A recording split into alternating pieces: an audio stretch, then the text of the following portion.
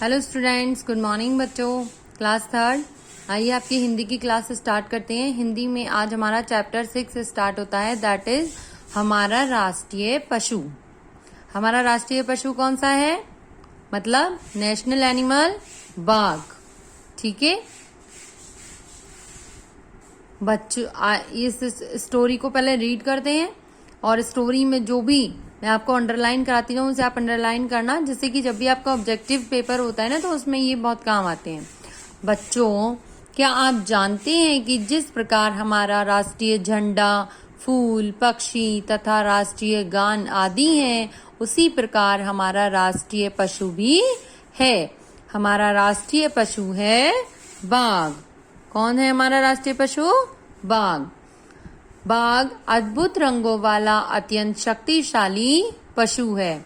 इसकी दहाड़ती आवाज से पूरा जंगल थर्रा उठता है।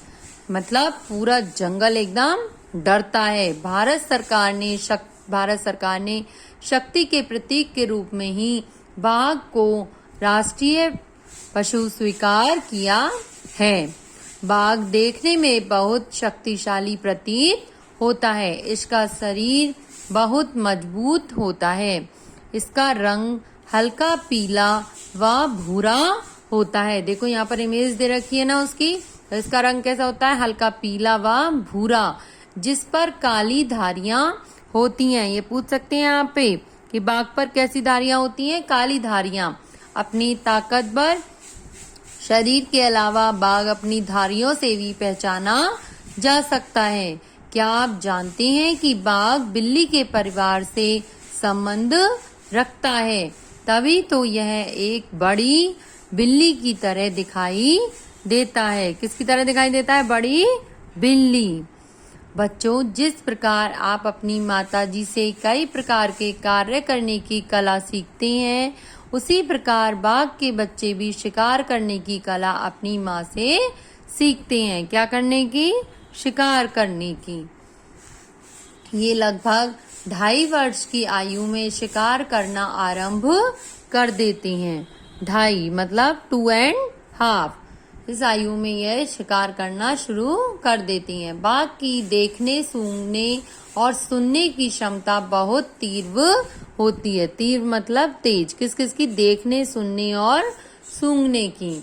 इस कारण यह अपने शिकार को आसानी से पहचान लेता है। इसकी दौड़ने की रफ्तार बहुत तेज होती है। किसकी रफ्तार तेज होती है? इसकी मतलब ये भी पूछ सकते हैं कि उसमें कौन सी रफ्तार होती है? दौड़ने की रफ्तार बहुत तेज होती है, मतलब ये बहुत तेज दौड़ता है। परंतु शरीर भारी होने के कारण यह जल्दी थक जाता है। इसी कारण यह अपने शिकार के पीछे ज्यादा देर तक नहीं दौड़ सकता। शिकार के लिए हर बाघ अपना एक निश्चित क्षेत्र होता है। मतलब उसके बाघ का एक निश्चित क्षेत्र होता है कि इस क्षेत्र में यह मुख्य रूप से चीतल, जंगली सुअर और कभी कभी गौर के बच्चों का भी शिकार करता है। किस किस का करता है? चीतल का, जंगली सुअर का और कभी कभी गौर के बच्चों का। बाघ स्वभाव से शर्मीला होता है, इसलिए यह अधिकतर अकेला रहना पसंद करता है। इसकी आयु लगभग 18 से 20 वर्ष होती है। बाघ में मुख्य रूप से 8 प्रजातियां होती हैं। ये उत्तर पूर्वी क्षेत्रों को छोड़कर देश भर में पाए जाते हैं। भारत में इनकी संख्या काफी कम है। इसी कारण यह अधिकतर किसी सर्कस या चिड़ियाघरों में देखने को मिलता है। हमारे देश में बाघों की घटती संख्या को देखते हुए बाघ परियोजना आरंभ की गई है। इसके अनुसार बाघ के शिकार पर पाबंदी लगा दी गई है।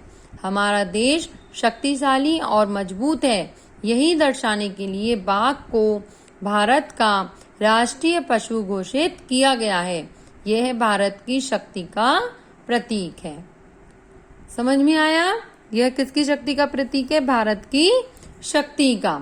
तो आपको क्या करना है? सबसे पहले इस चैप्टर को अच्छे से रीड करना है और अंडरलाइन करनी है सभी वर्ड्स को, जिससे हम चैप्टर के अंदर से कोई भी आपसे क्वेश्चन पुटअप करें तो आप उसका आंसर दे पाए। ठीक है? इसको चैप्टर को रीड करने के बाद यहाँ पर जो 2 लाइन आपको इम्पोर्टेंट दी होती हैं उन्हें जरूर पढ़ना है। चीता सबसे तेज दौड़ने वाला जानवर है। सबसे तेज दौड़ने वाला जानवर कौन सा है? चीता। भारी भरकम शरीर वाला गैंडा और विशाल शरीर वाला हाथी दोनों ही घास पत्ते खाने वाले जानवर हैं। मतलब घास पत्ते खाने वाले जानवर कौन कौन से हैं? गैंडा और हाथी। अब आपको करना क्या है, यहाँ पर इस चैप्टर से रिलेटेड शब्दार्थ दिए हुए हैं। ठीक है, आप इन शब्दार्थ को पढ़ेंगे और अपनी कॉपी में नोट डाउन करेंगे।